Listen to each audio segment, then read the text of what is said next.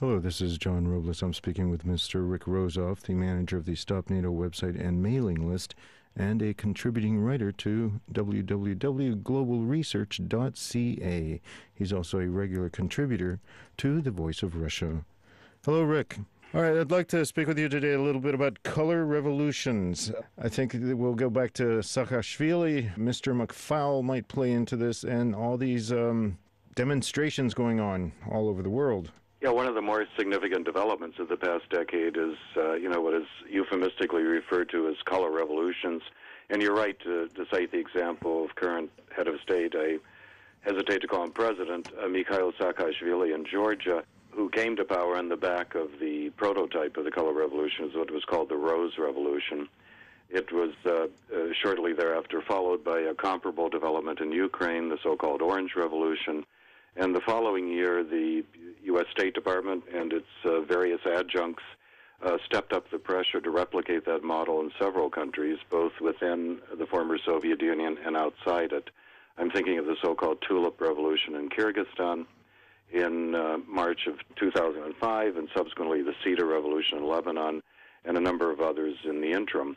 It's a method for unconstitutionally unseating a standing head of state through a series of what are referred to as demonstrations and other nonviolent actions, but which in many cases are very coordinated efforts to attempt to delegitimize the standing government in the eyes of its populace, and certainly to do so in the eyes of the international community. They generally occur, the prototype again being in Georgia in 2003, they generally occur against the backdrop of national elections.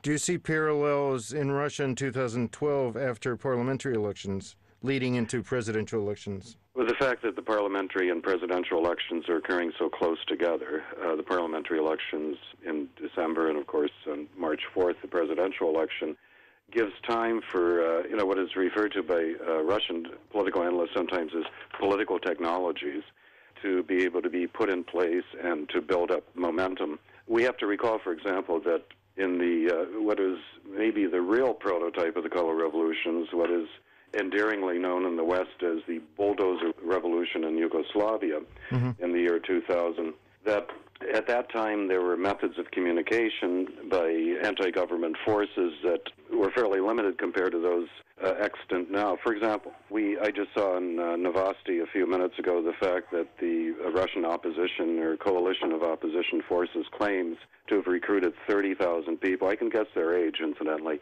through social networks, that is social media like Twitter and Facebook. It was roughly a year ago today that U.S. Secretary of State Hillary Clinton announced that the State Department, which at that time had recently started a Twitter feed in Arabic and Farsi, revealing languages, considering what's happened in the interim, was going to expand those Twitter feeds into Russian, Hindi, and Chinese.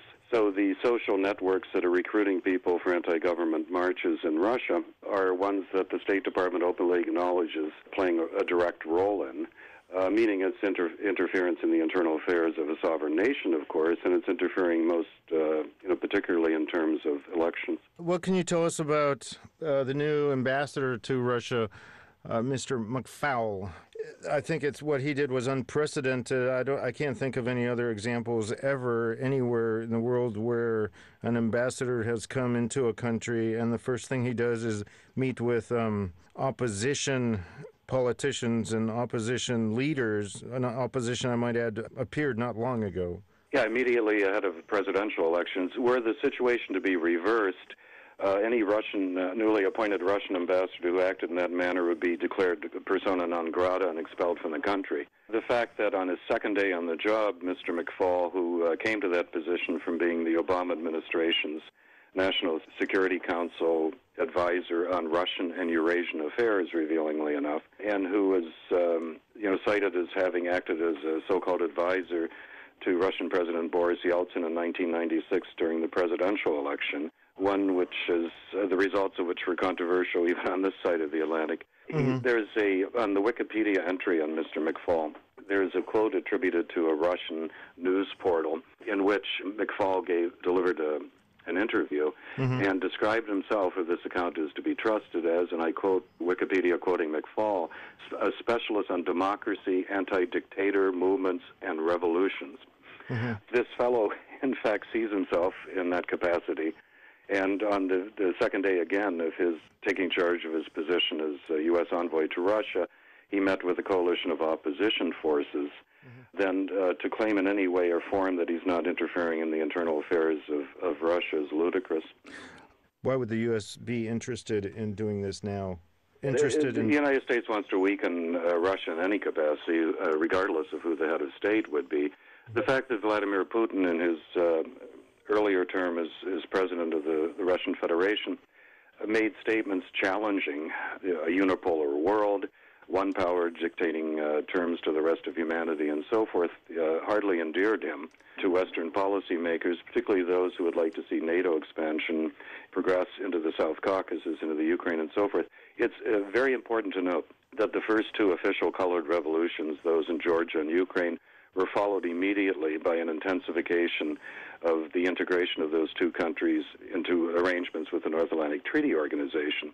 As a matter of fact, in the year 2008, shortly after Georgia provoked a war with Russia by invading South Ossetia, the North Atlantic Treaty Organization set up what they call annual national programs with both Georgia and Ukraine, and the United States set up, roughly at the same time, what were called charter and strategic partnerships with both Georgia and Ukraine. So color revolutions are followed by increased NATO integration as certainly as night follows day.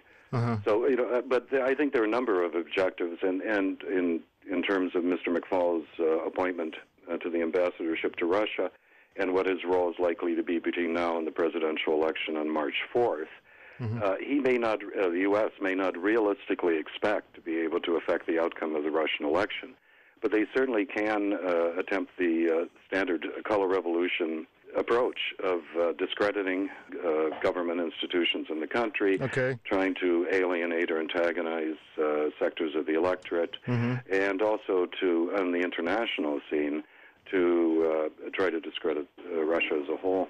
So they have several degrees of objectives, if you will, and just simply bringing chaos or dissension, and if some form of violence can be provoked in the process, the U.S. would be even more satisfied with the outcome.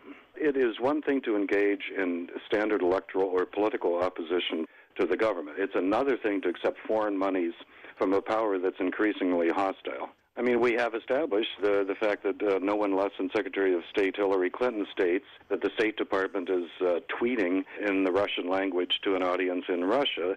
They are clearly, this is the same Hillary Clinton who said the parliamentary elections in December of last year were neither free nor fair.